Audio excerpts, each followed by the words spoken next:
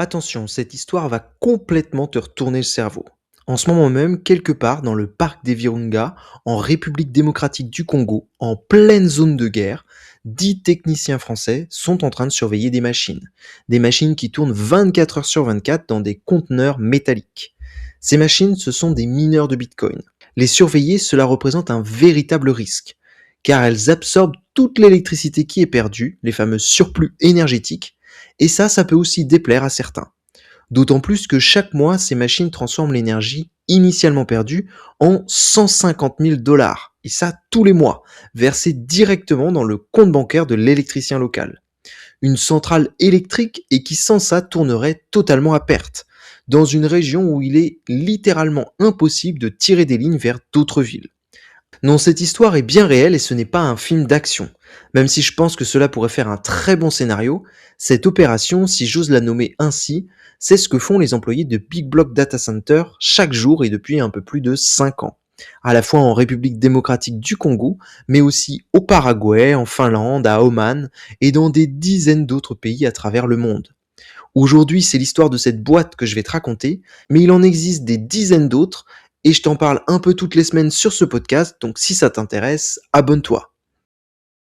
Avant de plonger dans l'histoire de BBGS, Big Block Data Center, il faut comprendre le cœur de leur industrie. Quel est le vrai problème qu'ils résolvent? Parce que c'est là que tout commence. Et c'est un problème qui existe partout dans le monde et cela depuis que l'humanité produit de l'électricité à très grande échelle. Oui, tu le sais, l'électricité ne se stocke pas. Imagine une centrale hydroélectrique dans un pays en développement par exemple. Elle a été construite avec des financements internationaux, souvent des prêts de la Banque mondiale ou des bailleurs de fonds. Elle produit donc de l'énergie en continu, parce que l'eau s'écoule en continu dans ses turbines, mais aussi parce qu'un réacteur nucléaire ne s'allume pas et ne s'éteint pas comme une lampe. On ne peut pas couper l'ensemble de ces industries quand on le souhaite. Il n'y a pas de bouton on-off. Et voilà le problème fondamental. Ce n'est pas vraiment le stockage. Ce sont nous les humains qui ne consommons pas assez d'électricité de manière uniforme. Aucun pays du monde d'ailleurs n'y arrive. Il y a toujours des pics, le matin par exemple quand tout le monde se réveille, le soir quand les usines tournent à plein régime, mais il y a aussi des creux, la nuit, les week-ends, les périodes de faible activité industrielle. Et l'électricité, contrairement au pétrole et au gaz, ça ne se stocke pas. Donc tu ne peux pas remplir un réservoir et le vider plus tard. Ce que tu produis maintenant, tu dois le consommer tout de suite. Ou alors, il est perdu. C'est ce qu'on appelle de l'extra-capacité de production, ou des mégawatts oisives. De l'énergie pure, produite, réelle, et qui s'évapore faute de consommateurs. Pour un électricien, c'est donc une perte sèche. Pour un gouvernement qui a emprunté des milliards pour construire une centrale, par exemple, c'est aussi une infrastructure sous-exploitée et qu'il ne remboursera jamais sa dette. Et voilà ce que BBGS a compris mieux que quiconque. Ces mégawatts perdus sont une source de puissance réelle. Ils représentent donc une opportunité colossale. Et aujourd'hui, l'entreprise dit avoir identifié 800 mégawatts d'extra capacité à travers le monde. 800 mégawatts. Pour te donner un ordre de grandeur, c'est l'équivalent d'une grande centrale à cycle combiné. C'est assez pour alimenter une ville de 500 000 habitants. Et tout ça, ça s'évapore chaque jour, dans des endroits où plus personne ne peut consommer cette énergie. Soit parce que la population locale est trop éloignée, ou alors elle a été très mal répartie sur le territoire, soit parce que les infrastructures de transport électrique n'existent pas encore, ou alors parce qu'il y a des conditions géopolitiques ou militaires qui rendent cela impossible. C'est donc sur ces 800 mégawatts d'extra capacité que l'équipe BBGS aimerait intervenir. Mais pour équiper un seul mégawatt, les conteneurs, les transformateurs, les câbles et les machines qui sont nécessaires, cela coûte environ 1,5 million de dollars. Pour équiper donc la totalité des 800 mégawatts, BBGS aurait besoin d'1,2 milliard. Et c'est là qu'intervient Bitcoin. Parce que le minage de Bitcoin est par nature une activité parfaitement adaptée à ce problème. En effet, les machines de minage qu'on appelle des ASIC, des processeurs spécialisés, font une seule chose. Elles transforment de l'électricité en calcul mathématique qui sécurise ensuite la blockchain Bitcoin. En échange, elles reçoivent des bitcoins fraîchement minés. C'est un processus continu et qui peut tourner 24 heures sur 24, 7 jours sur 7. Et c'est là le point crucial. Il peut tourner en permanence, mais il peut aussi s'arrêter en 1 minute, si justement l'électricien a besoin de récupérer ses extra capacités pour d'autres usages. Et à ma connaissance, aucune autre industrie ne peut offrir ça. Une usine d'aluminium, par exemple, si tu lui coupes le courant pendant plus de 3 heures, le métal se fige et tu perds des milliards d'investissements. Une aciérie, c'est la même chose. Le minage du Bitcoin, lui, il s'allume et il s'éteint à la demande. C'est le client de dernier recours pour tout électricien et qui a de l'énergie à vendre dont personne ne veut. C'est cette intuition fondamentale qui est au cœur de Big Block Data Center. Et c'est pour cette raison qu'en 2016, à Nantes, un homme décide d'en faire une entreprise. L'histoire de BBGS commence à la mi-2016 avec l'idée d'un entrepreneur, Sébastien Gouspillou. Une idée simple en apparence mais qui demande une vision que la plupart des gens n'avaient pas du tout à l'époque. Bitcoin n'est pas qu'un seul actif spéculatif. C'est un outil pour valoriser l'électricité que personne ne veut. L'entreprise est alors immatriculée à Nantes, en France, et c'est important de le préciser parce que, comme tu vas le voir, la France va rapidement devenir un obstacle plutôt qu'un tremplin. Première mission de l'entreprise, créer une ferme de minage. Elle sera construite d'abord en Ukraine. C'est là que l'équipe va faire ses premières armes. Apprendre à gérer des conteneurs remplis de machines dans des conditions opérationnelles réelles et comprendre les contraintes techniques et logistiques de ce métier si particulier. 3 mois après l'Ukraine, une deuxième ferme ouvre à Nantes. Nantes, la ville où l'entreprise est immatriculée et où l'équipe vit, où les fondateurs ont l'ensemble de leur réseau. L'entreprise tourne, les choses avancent, et puis arrive 2018. C'est le bear market qui s'installe. Les prix du Bitcoin s'effondrent, et quand Bitcoin baisse, le mining devient donc moins rentable.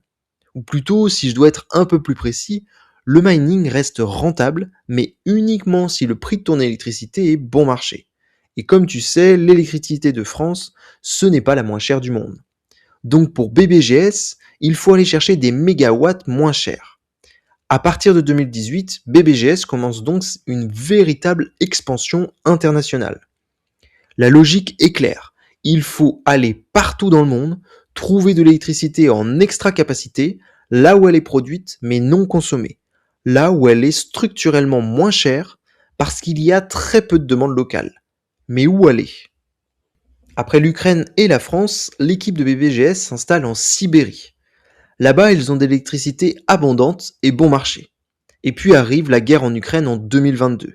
La Russie augmente les taxes pour les mineurs étrangers, le risque géopolitique devient alors insupportable et BBGS met un terme définitif à sa ferme sibérienne. Il n'y a pas de négociation possible. BBGS coupe tout et passe à autre chose. Parce que ce que l'entreprise a compris de ses expériences, c'est que dans le mining de Bitcoin, ce métier si particulier, la diversification géographique, ce n'est pas une option. C'est une nécessité pour survivre. Et ça au sens littéral. Donc tous les jours, une ferme qui vaut des milliers d'euros peut fermer pour des raisons géopolitiques, réglementaires ou militaires. Pour éviter ça, il faut donc être partout à la fois pour être vulnérable nulle part. Aujourd'hui, en 2026, le groupe englobe 7 sociétés et emploie environ 80 personnes.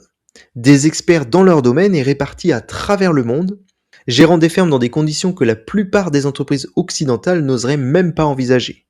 L'entreprise a même une boîte de courtage à Shenzhen en Chine, au cœur de la production mondiale des machines de mining. Ils ont fait cela pour accéder aux meilleures machines au meilleur prix et rester ainsi compétitifs sur la concurrence technologique. Et l'expertise que l'équipe a développée en chemin est suffisamment reconnue pour que l'un de ses dirigeants, Sébastien Gouspillou de nouveau, soit devenu pendant quelque temps le consultant direct du gouvernement du Salvador, le premier gouvernement du monde à avoir adopté Bitcoin comme monnaie légale. C'est juste une histoire de fou. BBGS a aujourd'hui des fermes partout dans le monde, des fermes en Islande, au Kazakhstan, au Texas, en Norvège, mais il n'y en a qu'une seule dans le parc du Virunga, en République démocratique du Congo. Et pour moi, c'est cette ferme-là qui illustre le mieux ce que Bitcoin peut vraiment faire dans le monde réel. Pour te situer, le parc du Virunga est l'un des parcs naturels les plus riches en biodiversité de toute l'Afrique, mais aussi l'un des plus dangereux. C'est une zone de conflit actif depuis plusieurs décennies. Des milices armées contrôlent des territoires et les travailleurs humanitaires et les rangers qui protègent les gorilles des montagnes risquent leur vie là-bas chaque jour. Dans ce parc, il y a aussi une centrale hydroélectrique, une centrale construite pour produire de l'électricité. Au départ, elle était destinée à alimenter les villages alentours, les commerces, mais aussi plusieurs industries. Sauf que voilà le problème. Dans une zone de guerre, impossible de tirer des lignes vers les populations. La centrale produit donc son électricité, elle est vraiment fonctionnelle, mais malheureusement elle n'a personne à qui la vendre. Donc elle tourne entre guillemets à perte, et elle n'est pas du tout rentable. C'est là qu'arrive Big Block Data Center en 2020. L'équipe installe pour commencer 10 conteneurs sur le site, 10 conteneurs remplis de machines de mining, et qui absorbent l'électricité excédentaire de la centrale. 7 de ces conteneurs tournent pour les clients de Big Block Data Center, des investisseurs qui ont donc acheté des machines ou des parts de ces machines, ce qui a été mon cas à une époque, et les 3 autres tournent directement pour le compte de l'entreprise. Grâce à ce processus, chaque mois, l'électricien local du parc d'Evirunga reçoit un petit virement de 150 000 dollars tous les mois, sans rien faire. 150 000 dollars pour de l'électricité qu'il produisait de toute façon et qui était avant totalement perdue. Largement de quoi financer la maintenance de la centrale, payer les salaires de ses techniciens, mais aussi contribuer directement à la protection du parc naturel, notamment en sécurisant au moins de manière financière et matérielle les rangers du parc. Pour faire tourner ces installations dans des conditions que personne d'autre n'aurait acceptées, BBGS emploie sur place 10 techniciens, 10 personnes qui vivent et travaillent dans l'une des zones les plus dangereuses d'Afrique. Ce sont eux que l'entreprise qualifie de techniciens ultra pointus. Pas seulement parce qu'ils maîtrisent la technique, mais aussi parce qu'ils ont la capacité de travailler dans des environnements hostiles. Et en parallèle, l'entreprise vient d'ouvrir une nouvelle ferme au Congo-Brazzaville, l'autre Congo sur la rive opposée du fleuve. Même logique et même approche. De l'énergie pure et qui s'évapore, transformée en revenus pour des infrastructures qui en avaient désespérément besoin. C'est presque un cercle vertueux finalement. Et c'est sur cette histoire que j'aimerais qu'on s'attarde quelques instants. Parce qu'elle vient en opposition directe avec le discours médiatique qu'on entend partout. Et cela depuis des années sur Bitcoin et l'énergie. On nous dit que Bitcoin consomme de l'énergie, de l'électricité de manière totalement irresponsable et anti-écologique. On nous dit que c'est du gaspillage et que ça pollue.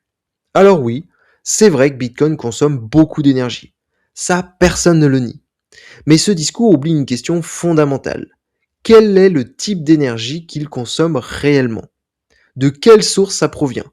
Dans le parc d'Evirunga, l'alternative à Bitcoin, c'est juste le vide. Il n'y a rien d'autre. C'est juste de l'énergie qui va s'évaporer. Et une centrale qui va juste tourner à perte.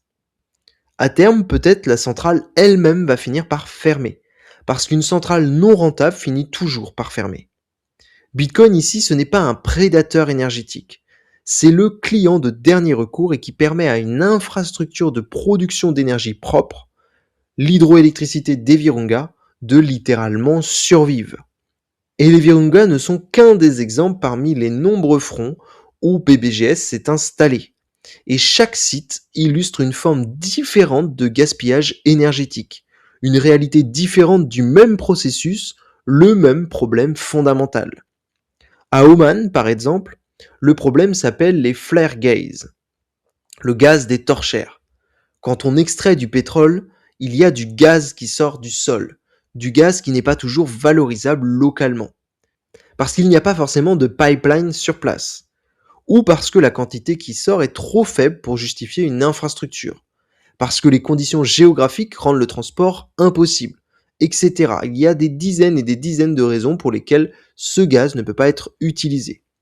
Alors traditionnellement, ce gaz est brûlé en torche. Quand le gaz sort, on le brûle directement dans l'atmosphère. T'as peut-être vu ces gigantesques flammes qui s'élèvent au-dessus des sites pétroliers dans les documentaires. C'est littéralement du gaspillage. Et pour moi, c'est de la pollution gratuite, du CO2 et du méthane rejetés directement dans l'atmosphère sans aucune contrepartie économique. Et si tu mets tout ça bout à bout, Les deux Congos, le Paraguay, Oman, la Finlande, l'Éthiopie, l'Angola et tous les autres projets qui sont en cours, BBGS est en train de construire silencieusement un empire de l'énergie invisible. Un empire fait de mégawatts et que, à la base, de toute façon, personne ne voulait. Transformé littéralement en Bitcoin et qui génère des revenus là où il n'y en avait absolument pas au départ. Maintenant, je dois te raconter quand même l'autre face de cette histoire. Parce que je trouve qu'il est important de comprendre tous les tenants et aboutissants. En effet, pendant que certains pays comprenaient parfaitement les enjeux et travaillaient donc de concert avec BBGS, l'entreprise initialement immatriculée en France et fondée donc par un Français s'est heurtée chez nous à un vrai lever de bouclier. J'en ai déjà parlé dans mon podcast sur l'affaire EDF Exaion, mais je vais devoir à nouveau remettre une couche, parce que je trouve vraiment pas ça normal que la France, notre pays, puisse à ce point passer à côté de l'un des plus gros enjeux de ce 21e siècle, les surplus électriques. Nous sommes donc de retour en 2017. Sébastien Gouspillou a déjà compris la valeur exceptionnelle du mining de Bitcoin. Il frappe donc à la porte d'EDF. Sa proposition est simple, leur installer des conteneurs de mining sur les centrales hydroélectriques, mais aussi nucléaires d'EDF. Car Gouspillou le sait, ils ont des surplus d'énergie. Toutes les centrales du monde en ont. Et eux, ils proposent de les valoriser. Donc EDF a clairement tout à y gagner. Mais ils refusent. EDF n'est pas intéressé. Pas encore. Mais en 2018, il se passe quelque chose qui change complètement la donne. EDF Hydroélectricité lance un appel d'offres à Grenoble. Ils aimeraient recevoir 2 conteneurs de mining, pour tester exactement ce que BBGS leur proposait un an plus tôt. Fair play, BBGS répond à cet appel d'offres. L'ingénieur local en charge du dossier comprend tout à fait la proposition. Il la défend même en interne. Il est convaincu que cela peut marcher. Et tout d'un coup, la direction générale d'EDF coupe tout. Elle annule totalement l'opération. Pas pour des raisons techniques, ni pour des raisons économiques, mais pour des raisons idéologiques. Parce qu'en 2018, Bitcoin dans les locaux d'EDF, c'est politiquement impensable pour une direction générale d'une grande entreprise. Donc ce qu'EDF a refusé en 2018, d'autres pays, eux, n'ont pas eu de mal à l'accepter. Et les estimations qui circulent sur ce que la France a laissé passer en revenus, en taxes et en activités économiques oscillent aujourd'hui entre 5 et 14 milliards d'euros. Des dizaines de milliards de valeurs économiques et que la France a refusé par pure idéologie anti-Bitcoin. C'est quand même assez dingue. Et je crois que j'ai besoin de me le rappeler à chaque fois pour bien mesurer à quel point nous sommes aujourd'hui dirigés et représentés par des purs incompétents dogmatiques. Moi, ça me rend dingue. Mais bref, l'idéologie ne s'est pas arrêtée à EDF. Comme tu t'en doutes, la France est une grande machine. Et tout de suite après le refus d'EDF, ce sont les banques françaises qui ont pris le relais. BBGS a ensuite subi des fermetures de comptes bancaires arbitraires, au CIC d'abord, puis à la caisse d'épargne, des fermetures de comptes sans préavis et sans explication juridique solide. Imagine ce que ça représente concrètement pour une entreprise qui opère à l'international, qui doit payer ses salaires en euros et qui doit régler des factures chez des fournisseurs partout dans le monde. Une fermeture de compte bancaire, c'est une mise en péril directe de leur trésorerie, des opérations et de tous les projets qui sont en cours. Et pourtant, BBGS continue. Parce que dans ce secteur, la résilience n'est pas une qualité optionnelle, c'est une condition de survie. Et si le refus d'EDF plus la mise en danger certaine provoquée par les banques ne suffisait pas, en France il y a aussi le fisc. BBGS a subi 5 contrôles fiscaux en 8 ans d'activité. 5 dans une entreprise dont le modèle économique n'a rien d'opaque. Ils achètent de l'électricité, ils font tourner des machines, ils reçoivent du bitcoin et ils le revendent ou redistribuent ce bitcoin à leurs clients. 5 contrôles fiscaux. Ce n'est pas de la vigilance normale, c'est du harcèlement administratif. C'est une pression systématique sur une industrie que l'administration fiscale ne comprend pas ou ne veut pas comprendre. Et le résultat de tout ça, c'est que BBGS opère en France, paye des impôts en France, emploie des gens en France et doit consacrer une partie significative de son énergie et de ses ressources à se défendre contre des institutions qui devraient au départ être ses alliés naturels, ses principaux alliés. La France devrait rayonner grâce à une entreprise comme celle-ci. Mais ce n'est pas le cas. Car le problème de la vision de la France, il est structurel et il est présent à tous les niveaux. Les politiques et les décideurs publics ne comprennent pas cette industrie. Et c'est un vrai problème pour nous, les contribuables français, et toutes ces entreprises qui gravitent autour, parce que la France fait l'impasse sur des millions. Et ils mettent en réelle difficulté notre avenir et notre souveraineté. On en arrive donc à la partie que tu attendais peut-être, parce que cette histoire est fascinante sur le plan humain et industriel, mais la vraie question si tu écoutes S'émanciper, c'est est-ce qu'il y a une opportunité concrète de business pour moi? Et la réponse est oui. BBGS ne se finance pas uniquement avec des capitaux propres ou des investisseurs industriels. Leur modèle repose en partie sur ses clients, des gens donc comme toi et moi, avec qui l'entreprise s'associe pour accéder aux revenus du mining. Pour cela, il y a 3 façons de s'associer. La première, c'est d'acheter des machines. Tu deviens alors propriétaire d'un ou plusieurs ASIC que BBGS va gérer pour toi dans l'une de ses fermes. Tu reçois les bitcoins minés par tes machines, net de frais d'hébergement et d'électricité bien sûr. Tu ne touches jamais aux machines et tu n'as rien à gérer techniquement. BBGS fait ce travail de son côté. Il y a quelques années, j'ai acheté moi-même une machine, je voulais participer, mais je n'avais pas mesuré à quel point c'était un secteur instable et où géopolitiquement il y a des vrais risques. Et donc je vais être franc avec toi, j'ai fini par demander un remboursement et je suis passé à autre chose. Ensuite, de mon point de vue, il y a une deuxième option, c'est acheter toi-même des conteneurs. C'est un cran largement au-dessus, hein. Mais il y a de vieux conteneurs à vendre partout dans le monde. Avec cette option, tu deviens propriétaire d'un local entre guillemets, où tu pourras déposer un ensemble de machines à l'intérieur et déplacer ce conteneur à travers le monde. Un conteneur, c'est un investissement du coup beaucoup plus important, mais c'est aussi une position beaucoup plus significative dans l'industrie du mining.